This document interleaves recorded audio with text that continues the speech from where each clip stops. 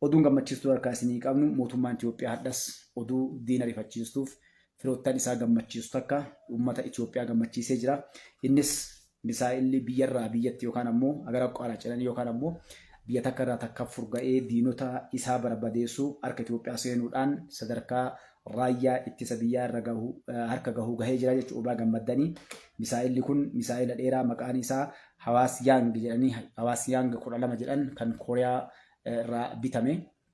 Asiin dura kumuriituun dhetti yeroo ammatti harka Itoophiyaa seenuudhaan kan kiiloomeetira 5,000 furga'u kan diinota keenya hirriba dhoorke harka Itoophiyaa raayyaa ittisa biyyaa seenuudhaan biyyattiidhaaf gartee wardiyaa tahee raayyaa ittisa biyyaa cinaa dhaabbachuudhaan humna qilleensaatiif humna lafoo akkasuma humna baaraa biyyattiin tun qabdu cinaa dhaabbachuudhaan abdii biyyaa tahee diinota keenyaa yookaan ammoo shubbireessee hirriba dhoorkee jira jechuun kun oduu gammachiistuu guddoodha. Meeshaan kun meeshaa guddaa gartee waan guddoo balleessu yoo ta'ellee yeroo ammatti addunyaan wanni isiin waliin mirga ofii kabachiistu itti wal sodaachistu meeshaalee gartee misaa'ila jedhan kanaaf nukileera jedhan kanneen jechuudha. Itoophiyaan akkuma yaadattan asiin dura Iskandar kan jedhan misaa'ila guddaa isin himnee turre harka Itoophiyaa keessa galuun kunniin gartee ka biyyattii teenya kana keessa dhiisii akka Afrikaatitti meeshaan hin jirre kun harka Itoophiyaa keessa seenuun diinonni keenya gartee akka adaba bitanii fi akka yeroo waa dubbataniif yeroo waa dalaganillee of eeggannoodhaan dubbataniif of eeggannoodhaan waan dalagan isa godhee adaba itti bitu ta'uun hedduu nu gammachiisa jechuudha. Kanaaf qaqqaalee bareedduu ilmaan Oromoo biyyattii teenya tana keessatti kaleessa gartee wanni Itoophiyaan miidhamtee sadarkaa kana geettee namni isiif yaadeetiin biyya tana akka daangaan isii kabajamu akka gartee namni akkuma argetti keessa deemee ittiin taphanne akka hin goonee fi biyya kana sobaa turanii nyaachaa turanii humni waraanaa raayyaan ittisa biyyaa gartee meeshaa xiqqaa hidhatee warra meeshaa guddaa hidhatee biyya ollaa kana dura dhaabbatee wareegama qaqqaalii kafaluudhaan gootummaaf jagnummaa qabu murannoo qabuuni biyya jaalatuun diina keenya nurraa deebisaa ture jechuudha. Mootummaan kamuu waan silaa barbaachisu biyyattii tanaaf godheen turre maaliif biyya isaatii miti kaayoo isaatii miti akka diinatti uummata Oromoodhaa keessaayyuu sabaaf sablammootaa fi namoota gartee biyya kana jaalatan laalaa ture ofii bakka biraatii waan dhufeef diina biyya kanaa waan ta'eef kanaaf raayyaa ittisa biyyaa sirnaan hin ijaarre raayyaa ofii ijaarrachaa ture gosaan yookaan amantiidhaan namni hunduu ka dhufe ijaarrataa yeroo inni bade yeroo inni aangoorraa bu'e uriin aangoorraa bu'e raayyaan ittisa biyyaa faca'aa ture. Hadda ammoo mootummaan hadda jiru kuni waraana raayyaa ittisa biyyaa kayoo mootummaan kun paartiin kun deemellee bakka sossoon waan ijaareef gadhaabee meeshaa gugurdaa kan gartee biyyaaf barbaachisu wobii biyyaatii fi gartee biyya kana kan tiksu meeshaalee gurguddaa misaa'iloota jedhan kanneenii fi raadara akkasuma aga saatalaayitiitti waan silaa biyyi takka qabaachuu qabdu qabaachaa jirti jechuudha. Maaliif abbaan biyya ofiitiif yaadaa ilmi haadhaaf abbaaf yaadaa obboleewwaniif yaadaa jechuudha. Itoophiyaan nama isiitiin buluun nama isii yaaduu buluun nama dhugamaan waa beekuuni hayyuudhaan buluun isa jalqabaati jechuudha. Kanaaf waan silaa biyyi tun barbaachisu osoo rakkoo keessa jiru addunyaan rakkoo keessa jirtu haga sadarkaa wareegama guddaa kafaluudha. Fakkeenyaaf Kooriyaa irraa meeshaan kun galuun akka seera addunyaatti qoqqobbii Itoophiyaa irra keessanii beektanii isin hundinuu jechuudha. Maaliif Kooriyaa yeroo ammaatti biyya qoqqobbii keessaa yoo Ameerikaan irra keesseetiin adda qophooftee jirtu. Haa ta'u ammoo namni dantaa keetiifaatti yeroo kamittuu waan si bu'aa qabu situ laallatee godha. Kana guutuu cabsuudhaan biyyattiin teenya tun meeshaa gurguddaa haga Iraan irraa akkasuma Raashaa, Chaayinaa fi Kooriyaa irraa meeshaalee silaa jira jedhame meeshaa fagoo deemee humna namaa malee akkasumaan ofii adda ofii deemuudhaan badii guddaa geessuuf diinota gartee mataa ol qabatan mataa qaqqabachiisu hidhattee jirti jechuudha. Bishaan Abbayyaadhaa wanni bishaan Abbayyaa ta'ee agadhaatti Gibsii cinaa gamaa gamana deemtee halkanii guyyaa akka odalarree iyyituuf asii achi fiiddee na gargaara na cinaa dhaabbadhaa jettee siin iyyituu fi akka saree maraattee kaan ciniintee kaan gadhiistuuf sodaa meeshaa Itoophiyaa dhadha qabduuti jechuudha. Akkuma isin beektanii Gibsi Afrikaa keessaa tokkoffaadha. Waggaa irraa Ameerikaan meeshaa itti hiiti qabeenya gayaa qabdi humna waraanaa gayaa qabdi yoo xiqqaate miiliyoona jala qabdi jechuudha.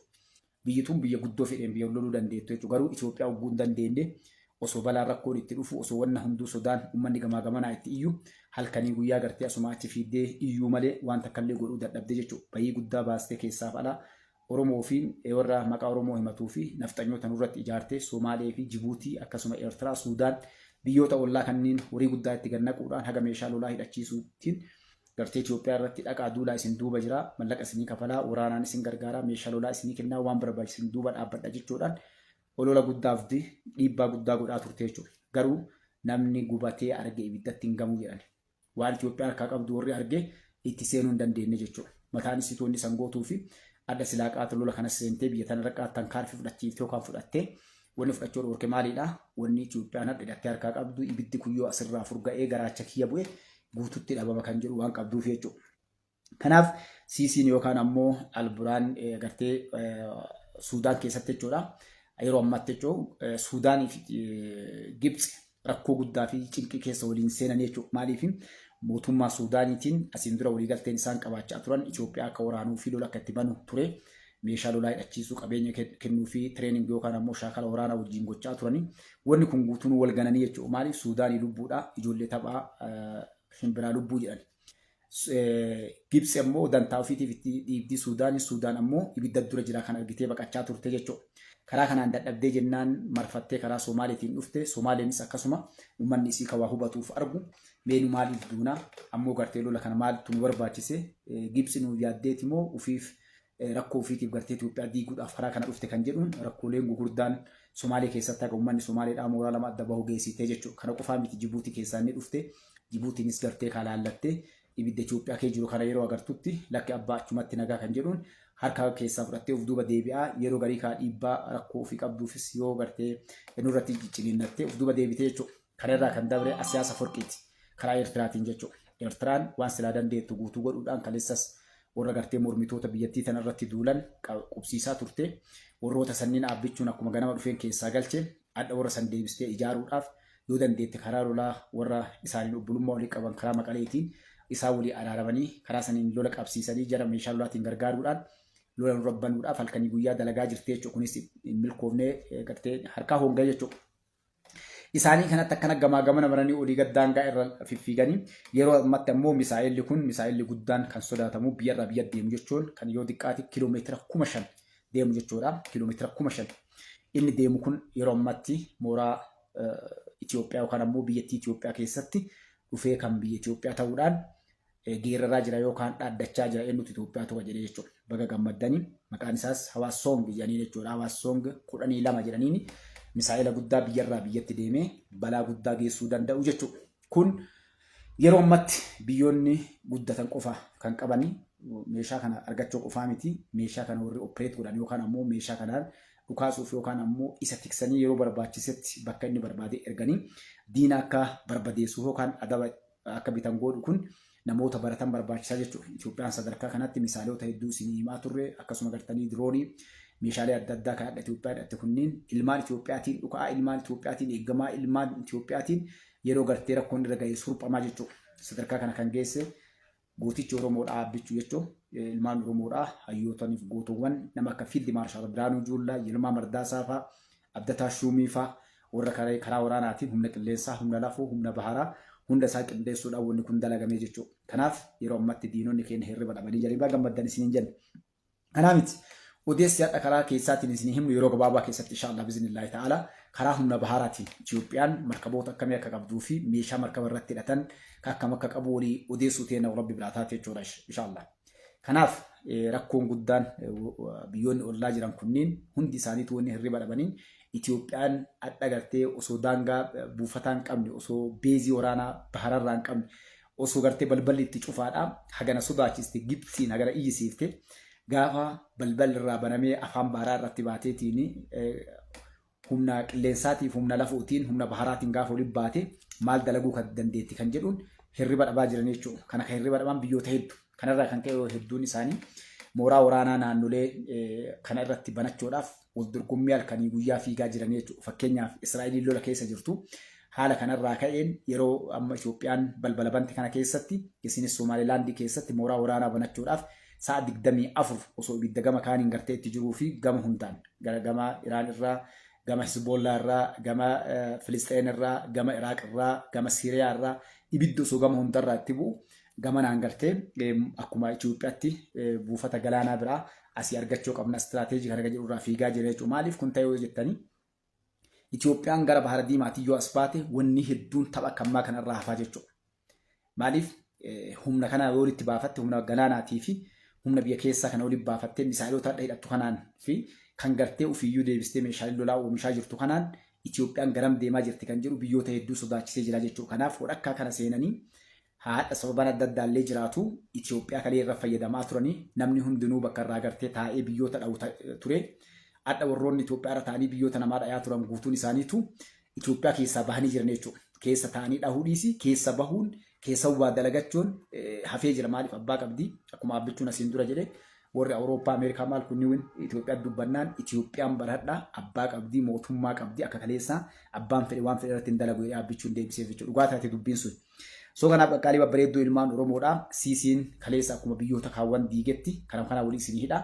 Siisii yookaan ammoo gartanii Firoowunaan xiqqichi gartee Gibsi halkanii guyyaa fiigaa jira walgahiin hedduun Gibsi keessatti deemaa jirti boo'ichi hedduun siisiin adda gabbaayee ifatti boo'ee himee jira jechuudha maaliif rakkoo guddaan nu gaddeemaa jira hanqinni bishaanii rakkoon gartee waa'ee bishaan abbaa kanarra yoo hin dalagin hanqina bishaaniitiin dhabamuu deemna kan jedhu ifatti uummata isaatii gabbaayee dubbatee jira jechuudha. Kanaaf waan dandeenyu hunda haa goonu nu waliin dhaabbadha dubbiin jajjabduudha akka nu laallisanii miti kan jedhu ifatti uummata isaaniitiif himee rakkoo keessa jiru gartee bal'inaan lafa kaa'ee jira. Jeneraalonni isaaniillee kana gubbatti waan dandeenyu haa goonu yoo dandeenye gartee kaa Itoophiyaa dha'uu akka hin dandeenye ifatti dubbatanii jiranii uummanni isaanii keessaa guyyaadhaatti odeessa ta'e wanni Gibsi keessatti oole misaa'ila Itoophiyaan hadha hidhattee jechuudha. Bal'inaan nu caalaa namni irraa haasaa jiru gosa misaa'ila kanaa haganii deemu badii inni geessuu danda'u akkami Kooriyaan Itoophiyaa gurgurte Ameerikaan eessatti addunyaan eessatti kan jiru kunniin odeessa ta'ee yeroo ammaatti Gibsi keessatti akka bal'inatti deemaa jira jechuudha.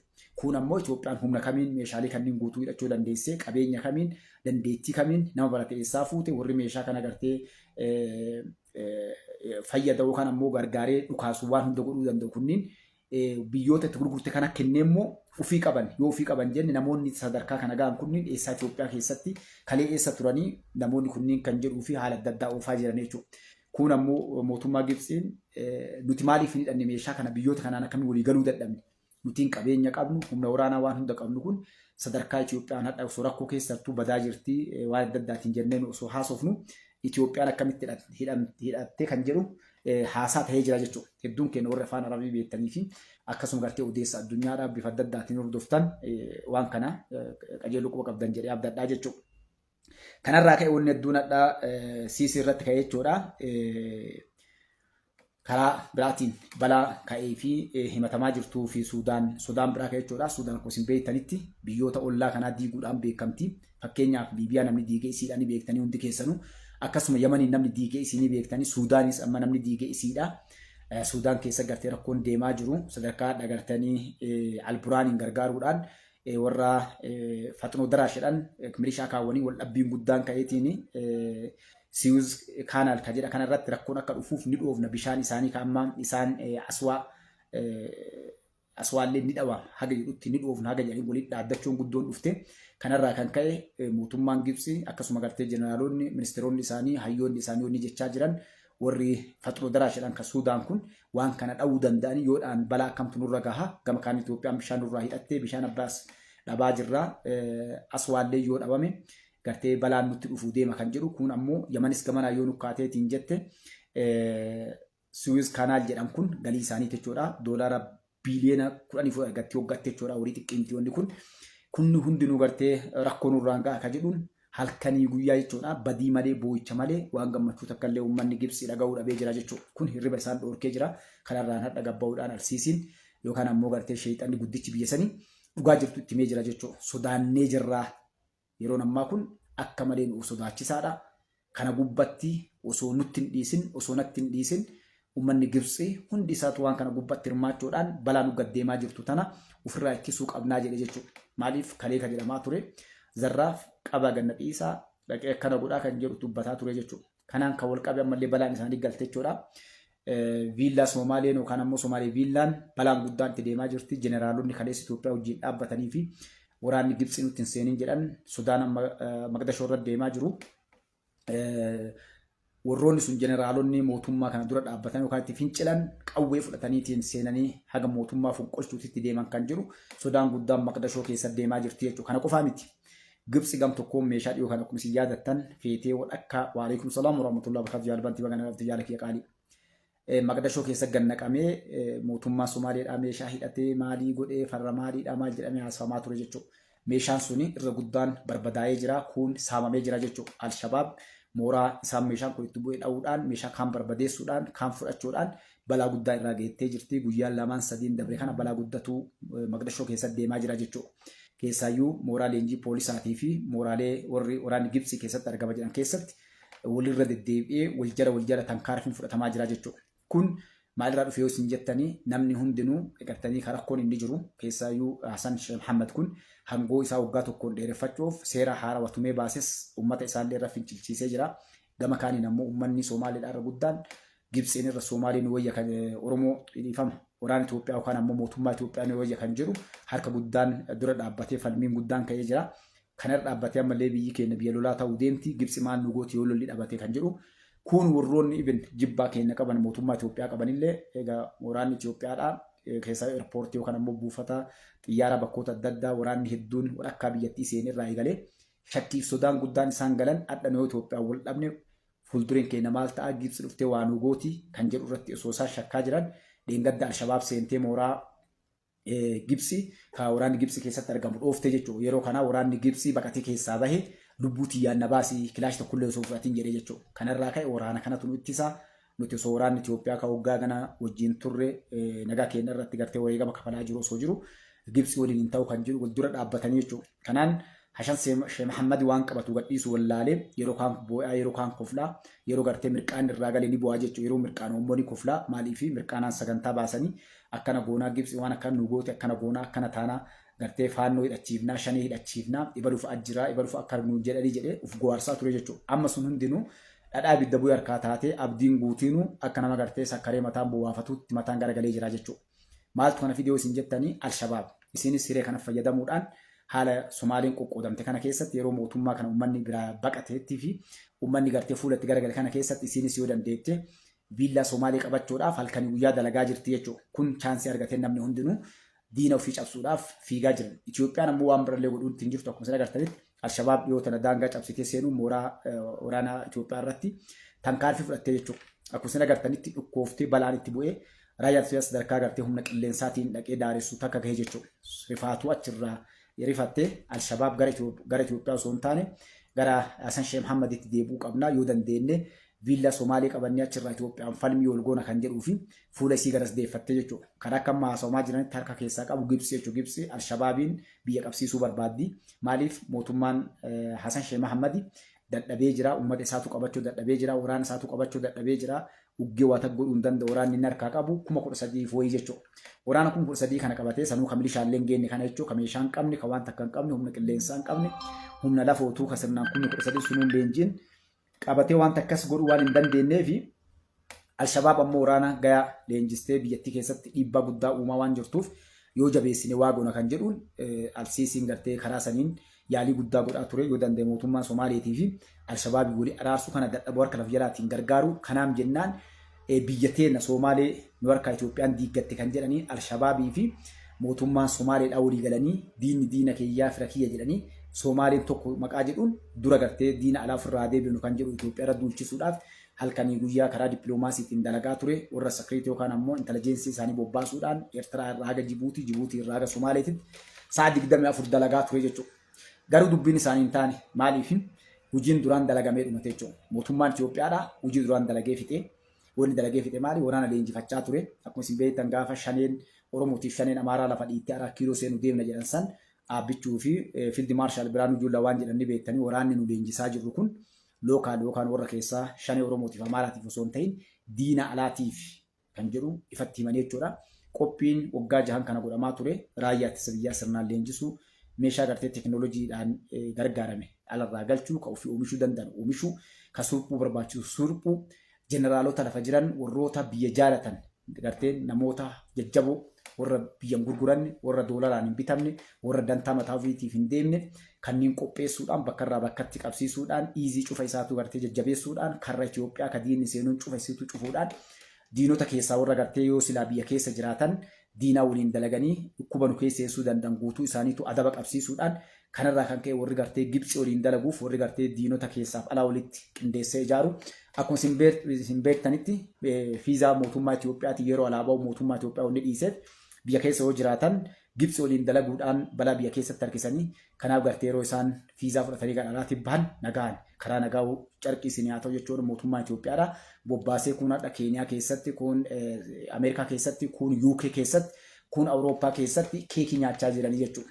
Kun dandeettii mootummaan kun qabu. Kun karra ofii cufachuun dandeettii mootummaa kanarraa tokko. Kun ammoo humna ittisa biyyaa kana humna qilleensaa keessaa jechuudha. Wanni addunyaan ittiin wal